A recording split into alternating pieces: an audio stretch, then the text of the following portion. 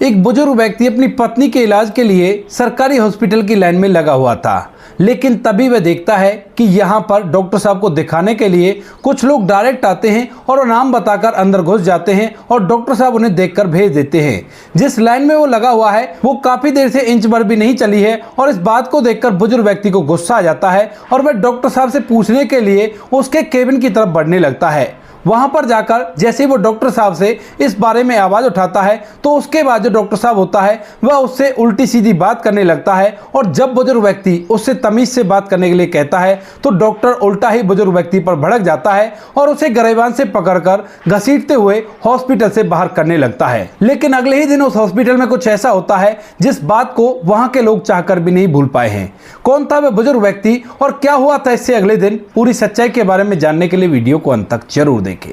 राजस्थान के एक छोटे से गांव के अंदर एक परिवार रहा करता है। परिवार के अंदर माता पिता हैं, एक उनका लड़का है जिसका नाम है नीरज। नीरज का स्वभाव काफी हंसमुख है और वह सभी के साथ हंस खिलखिलाया करता है। उसे किसी भी बात की कोई घृणा नहीं हुआ करती, ना ही किसी से वो नफरत किया करता है और अपने जीवन को आराम से व्यतीत कर रहा है। नीरज धीरे धीरे शादी के योग्य हो जाता है। उसने थोड़ी बहुत पढ़ाई लिखाई की थी, साथ में वह अपने घर की खेती बाड़ी को करके अपना समय व्यतीत किया करता था। पिता भी ज्यादा पढ़ाई लिखाई के लिए बच्चे से नहीं कहते हैं क्योंकि अच्छी खासी घर की खेती बाड़ी थी और उससे उनका गुजारा हो जाता था, ज्यादा पैसों की उन लोगों को चाह नहीं थी। अब जैसे ही बच्चा शादी के योग्य होता है तो माता पिता उसकी शादी की चिंता करते हैं और उसकी एक लड़की से शादी करा देते हैं। लड़की का नाम होता है प्रीति और प्रीति से जब नीरज की शादी हो जाती है तो परिवार के अंदर खुशियों की बहार लग जाती है और कोई भी कैसी भी दिक्कत नहीं होती। यहाँ पर जो प्रीति होती है उसका स्वभाव भी काफी अच्छा है। वह नीरज के माता पिता का अच्छे से देखभाल किया करती और घर के अंदर खुशी खुशी रहा करती है। धीरे धीरे उसकी शादी को लगभग 4 महीने बीतते हैं और 4 महीने बाद अचानक से एक दिन किचन के अंदर एक हादसा होता है और हादसे के बाद जो उसकी पत्नी होती है वो गंभीर रूप से घायल हो जाती है।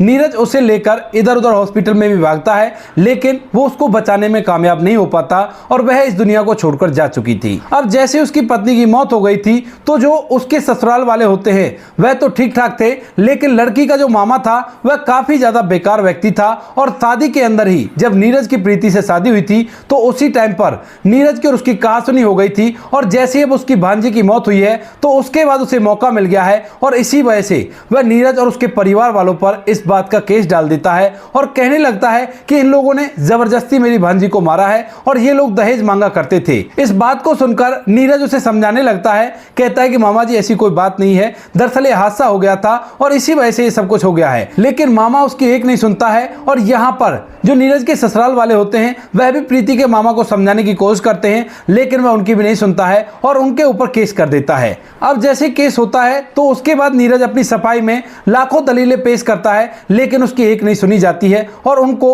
थाने के अंदर बंद कर दिया जाता है। जब नीरज को दिखाई देता है कि ये तो बात बढ़ती जाएगी तो उसके बाद वह मामा से पूछने लगता है कि आप ये बताओ कितने रुपए में फैसला करोगे और हमें इस चीज से छुटकारा दिला दो। अब इस बात को सुनकर जो मामा होता है वह फैसला करने के लिए तैयार हो जाता है, लेकिन उसने जो कीमत मांगी थी, जितनी भी नीरज के पास खेती की जमीन थी उस सारी को बेचने के बाद इतनी पैसे मिल रहे थे। अब जब नीरज देखता है कि अगर ये केस आगे बढ़ा तो मेरे साथ मेरे माता पिता भी जेल के अंदर जाएंगे और बुढ़ापे में वो ये सब कुछ नहीं देख सकता था, तो इसी वजह से जो नीरज होता है वह वहां पर कॉम्प्रोमाइज करने के लिए तैयार हो जाता है और अपनी जमीन को बेचकर वह उस केस को खत्म करवा देता है। लेकिन यहां पर जैसे उसकी जमीन बेचती है तो उसके बाद उसे इस बात का बड़ा ही गहरा धक्का लगता है और वह घर के अंदर ऐसे मायूस सा रहने लगता है। धीरे धीरे समय बीतता है और समय के साथ साथ जो नीरज होता है उसने दुनियादारी का पूरा पाठ पढ़ लिया था, क्योंकि अब तक उसके पास अच्छा खासा रुपया पैसा रहा करता था। जमीन पर खेती होने के बाद उनके दिन अच्छी तरह से व्यतीत हो रहे थे, लेकिन जब उनके पास पैसा नहीं होता तो लोगों की सभी शक्लें उसको दिख जाती हैं और इसके बाद जो नीरज होता है वह शराब पीकर अपना समय व्यतीत करने लगता है। धीरे धीरे नीरज की पत्नी को इस दुनिया से जाए हुए लगभग 10 साल बीत जाते हैं, लेकिन 10 साल तक भी नीरज का वही हाल रहता है, वह बिल्कुल भी इस बात पर गौर नहीं देता है। अब अभी तक तो जो पिता थे वह जवान थे, वह इधर उधर मेहनत मजदूरी किया करते और मेहनत मजदूरी करके अपने घर को चला रहे थे, लेकिन बेटे को इस बात का कोई भी इल्म नहीं था, वह बिल्कुल भी अपने पिता पर गौर नहीं दिया करता था। था। लेकिन धीरे धीरे जैसे समय बीतता है तो समय के साथ साथ पिता भी बुजुर्ग होने लगते हैं और एक दिन जो पिता होते हैं उनकी तबीयत खराब हो जाती है। सुबह सुबह बेटा अपने घर से चुपचाप निकल कर जा रहा था उसी काम को करने के लिए जिसको पिछले 10 साल से वो कर रहा था, और उसके बाद जो पिता होता है वह उसे रोकता है, कहता है कि बेटा जहां तुझे जाना है बेशक से चले जाना, लेकिन मेरी बात सुन ले, क्योंकि अब मैं बीमार रहने लगा हूं और बुढ़ापे की हालत में न जाने कब ऊपर वाला अपने पास बुला ले, तो इससे पहले मैं तुझे एक बात बताना चाहता हूं। अब इस बात को सुनकर नीरज अपने पिता के पास रुकता है और तभी जो पिता होता है वो कहने लगता है कि बेटा देख, हम तो आज हैं या नहीं है, लेकिन तुझे इस तरह से अपनी जिंदगी व्यतीत नहीं करनी चाहिए। तू देख अपनी तरफ, पहले हम किस तरह से रहा करते थे शानो शौकत से, लेकिन आज तेरी वजह से मैं मजदूर बना फिर रहा हूं और तू इधर उधर शराब पीकर अपनी दुनिया में मस्त रहा करता है। ये बिल्कुल भी ठीक नहीं है और तुझे ऐसा नहीं करना चाहिए। अब इस बात को पिता कहते हुए अपनी आंखों में आंसू ले आया था, और जैसे नीरज अपने पिता के आंखों में आंसू देखता है तो उसके बाद वह गहन सोच विचार अपने बात पर करने लगता है कि वह किस तरह से रह रहा है और उसे सच में क्या करना चाहिए। एक पत्नी उसकी चली गई के बाद उसने पुलिस महकमे से भी काफी ज्यादा गुहार लगाई, यहां तक कि कानून का दरवाजा भी खटखटाया, लेकिन उसको कहीं पर भी न्याय नहीं मिला। तो इसी वजह से वह इस बात से काफी ज्यादा परेशान होता है और इस परेशानी को मिटाने के लिए वह शराब का सहारा लेता है। लेकिन इस शराब ने आज उसके पिता को एक मजदूर बनाकर रख दिया है और उसकी जिंदगी पूरी तरह से तबाह हो गई है। अब जैसे ही 10 साल बाद उसे होश आता है तो उसके बाद वह शराब को एकदम से छोड़ देता है और अब दूसरे ही दिन अपने पिता से कहने लगता है कि पिताजी, अब आपको मेहनत मजदूरी करने की जरूरत नहीं है, मैं हूं ना, मैं चाहे मजदूरी करके लाऊं या कोई काम करके लाऊं, लेकिन मैं आपको मजदूरी करने के लिए नहीं जाने दूंगा और आपकी देखरेख मैं करूंगा। इसके बाद माता पिता इस बात को सुनकर थोड़ी देर तक हैरान हो जाते हैं, लेकिन फिर वो सोचने लगते हैं कि हो सकता है बेटे का मन बदल गया हो और इसी वजह से ऐसा कह रहा हो। उसके बाद जो पिता होता है वो बेटे को चले जाने देता है और बेटा आज मजदूरी करके पैसे कमा कर लाया था और उन्हें लाकर अपने पिता के हाथ पर रखता है। पिता जैसे ही इतने सालों बाद अपने बेटे की कमाई देखता है तो एकदम से उसकी आंखों में आंसू आ जाते हैं और वह अपने बेटे को गले लगाकर फूट फूट कर रोने लगता है। इधर जो नीरज होता है वह भी फूट फूट कर रोने लगा था। तभी जो नीरज होता है वो कहता है कि पिताजी, अब आप चिंता मत करो, अब आपको कोई भी परेशानी का सामना नहीं करना पड़ेगा, मैं इस घर का कार्यभार अपने कंधों पर उठाऊंगा और आप आराम से अपनी जिंदगी को व्यतीत करो, कोई भी परेशानी नहीं है। ऐसा कहकर नीरज अब रेगुलर मेहनत मजदूरी पर जाने लगता है और धीरे धीरे समय बीतने लगता है। समय के साथ साथ जो नीरज के पिता होते हैं वह उससे दूसरी शादी के लिए कहते हैं, लेकिन अब तक जो नीरज होता है उसके दिमाग में से दूसरी शादी का ख्याल बिल्कुल से निकल गया था और वह नहीं चाहता था कि आगे कभी उसके परिवार को ऐसी मुसीबत झेलनी पड़े, तो इसी वजह से वह शादी के लिए साफ साफ मना कर देता है। धीरे धीरे समय बीतता है और समय के साथ साथ नीरज मजदूरी के पैसों में से कुछ पैसे बचाकर एक छोटी सी रेहड़ी लगाने लगता है, जहां पर वह सब्जियों का काम करना चाहता है और सब्जियों का काम करके अपने समय को व्यतीत कर रहा है। अब तक माता पिता उससे बड़े ही खुश हैं, लेकिन उन लोगों को एक ही बात का दुख है कि बेटे ने शादी नहीं की, अगर वो शादी कर लेता तो बड़ा ही अच्छा होता। इस बात को सोचकर वह कभी कभी परेशान तो होते हैं, लेकिन फिर उस पुरानी बात को सोचने लगते हैं कि अगर बेटा नशे में रहा करता तो इससे भी बेकार था, अच्छा हुआ कम से कम वो अपने पैसे तो कमाया करता है और अपने जीवन को आराम से व्यतीत किया करता है। इसी बात को सोचकर वो संतुष्ट हो जाते हैं और धीरे धीरे कुछ समय और बीत जाता है। माता पिता घर के अंदर रहा करते थे और तभी एक दिन अचानक से जो नीरज की माँ होती है उसकी तबीयत खराब हो जाती है, और जब माँ की तबीयत खराब होती है तो नीरज के जो पिता होते हैं वो बिना अपने बेटे को बताए अपनी पत्नी को लेकर हॉस्पिटल जाने लगते हैं, क्योंकि उन्हें पता है कि बेटा दिन रात मेहनत किया करता है और वह कैसे भी करके पैसा कमाना चाहता है, क्योंकि नीरज ने अपने माता पिता से कहा था कि अब मैं मेहनत करके अपनी उस जमीन को वापस खरीद लूंगा जिस जमीन को हमने बेचा है, और उसके बाद हम लोग खुशियों के साथ जीवन व्यतीत करेंगे। यही सोचकर जो माता पिता होते हैं वह खुद ब खुद अपने इलाज के लिए वहां के सरकारी हॉस्पिटल में पहुंच जाते हैं, और वहां पर जो पिता होता है वह लाइन में लग जाता है और उसने अपनी पत्नी को एक जगह पर बैठा दिया था और कह दिया था कि थोड़ी देर में नंबर आ जाएगा और जब तुम इलाज करवाने के लिए मेरे साथ चल देना और डॉक्टर साहब को दिखाकर दवाइयां ले लेंगे। यही सोचकर जो करतार सिंह होते हैं वह लाइन में खड़े हुए थे, लेकिन तभी अचानक से उनकी नजर पड़ती है कुछ लोगों पर जो डायरेक्ट उस रूम के अंदर जा रहे थे जहां पर डॉक्टर साहब थे, और वह अपना नाम लेकर लेकर सीधा उससे इलाज करवा कर वापस निकल रहे थे, जबकि ये लाइन जिसके अंदर करतार सिंह जी खड़े हुए हैं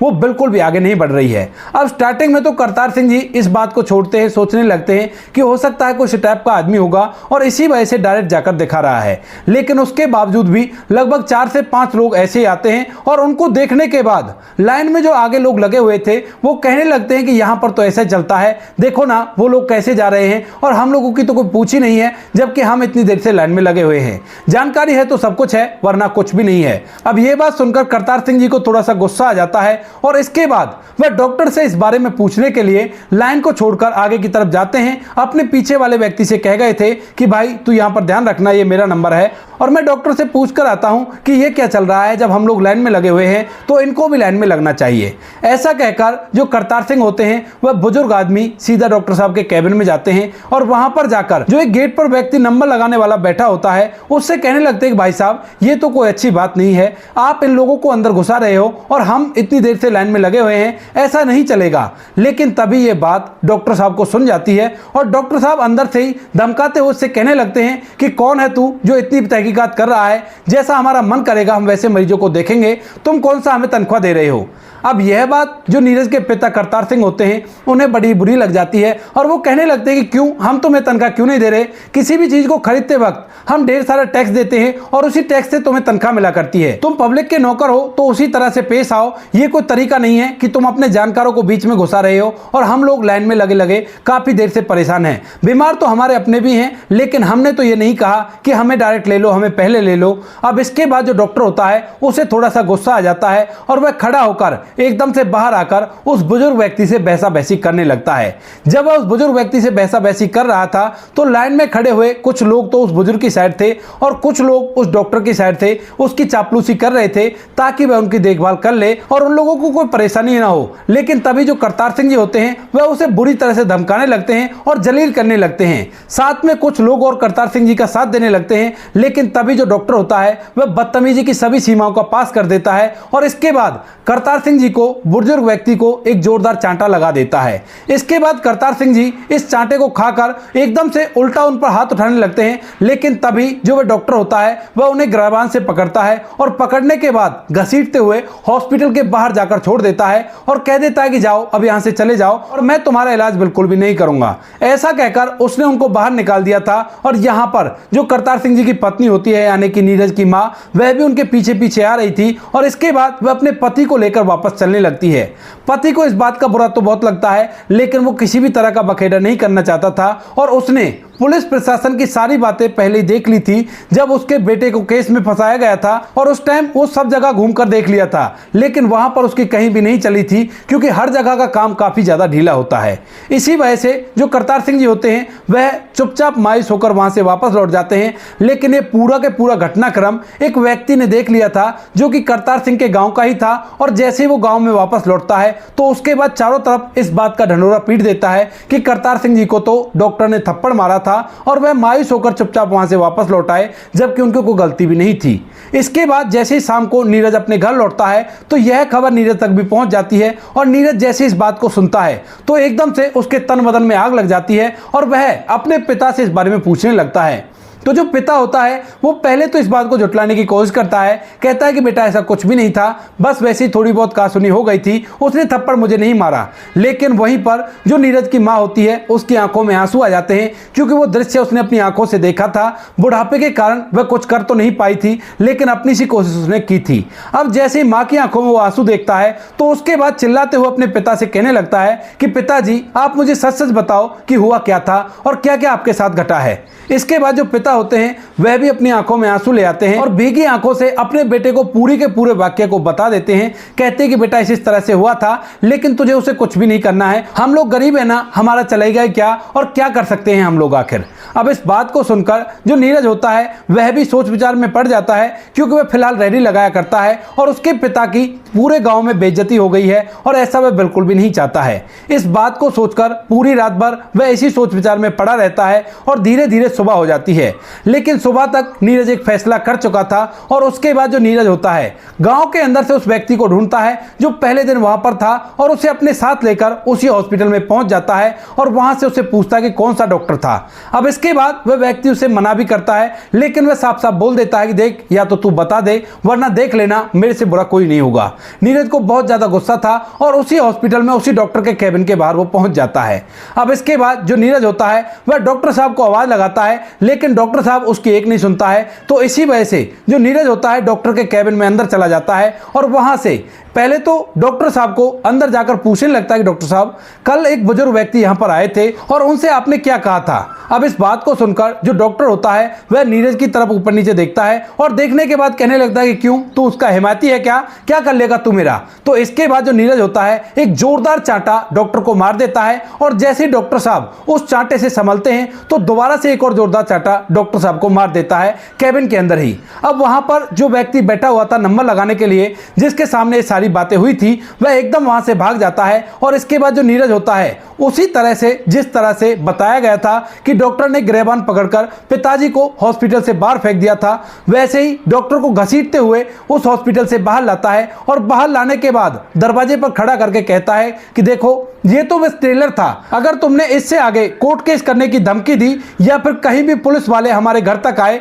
या हमारे बारे में पूछा तो एक बार तो मुझे जेल में बंद करवा सकता है, लेकिन कभी ना कभी तुम्हें बाहर निकलूंगा और इस दुनिया में अगर तू मुझे कहीं भी मिल गया वहीं से ढूंढकर तुम्हें इस दुनिया से विदा कर दूंगा। ये मेरा वादा है और मैं अपना वादा कभी तोड़ा नहीं करता हूं। जब नीरज ने डॉक्टर की आंखों में आंखें डालकर यह बात कही थी तो उसके बाद जो डॉक्टर होता है वह थर-थर कांपने लगता है और उसे लगने लगता है कि अगर मैंने कोई भी कदम उठाया तो बहुत ही गलत हो जाएगा। और ऐसी वार्निंग देते हुए जो नीरज है वो तो वहां से निकल जाता है, लेकिन डॉक्टर को अकल आ गई थी कि किसी भी बुजुर्ग व्यक्ति से ऐसा कुछ नहीं करना चाहिए। थोड़ी देर में जो व्यक्ति बाहर नंबर लगाया करता था वह वहां पर पुलिस वालों के साथ आता है, लेकिन जैसे पुलिस वाले आकर डॉक्टर साहब से पूछने लगते हैं तो डॉक्टर साहब इस बात से साफ साफ इनकार कर देते हैं कि नहीं, मेरे साथ कोई भी मारपीट नहीं हुई है और मैं तो यहां पर आराम से काम कर रहा हूं। इसके बाद पुलिस वहां से लौट जाती है और यह पूरा के पूरा वाकया नीरज के उस गांव के व्यक्ति को भी पता चल गया था और उसने जाकर जैसे पहले दिन उसके पिता के बारे में पूरी बातें गांव में फैलाई थी,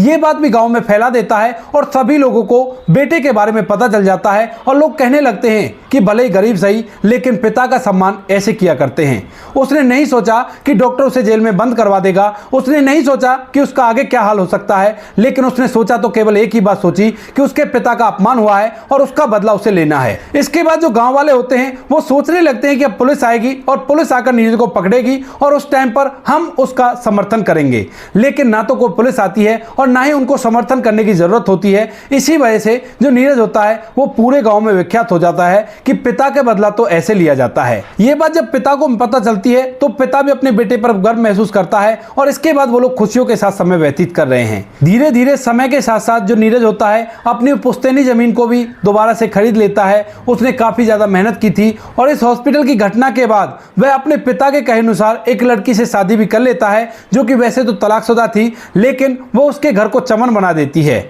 तो दोस्तों ये थी आज की कहानी। आपको जैसे भी लगी कमेंट सेक्शन में बता देना। वीडियो अगर अच्छी लगी तो वीडियो को लाइक और चैनल को सब्सक्राइब जरूर करें ताकि हमें थोड़ा सा हौसला मिल सके आप लोगों के लिए ऐसी अच्छे वीडियो बनाने के लिए। इन कहानियों को सुनाने का उद्देश्य किसी को परेशान करना बिल्कुल भी नहीं है। ये कहानी आपको इसलिए सुनाई जाती हैं ताकि आप लोग इन कहानियों में से कुछ ना कुछ सीख सको और अपने जीवन में उस चीज़ को अप्लाई कर सको। मिलते हैं किसी नेक्स्ट वीडियो में नए टॉपिक के साथ, तब तक के लिए जय हिंद, जय भारत, जय हिंदुस्तान।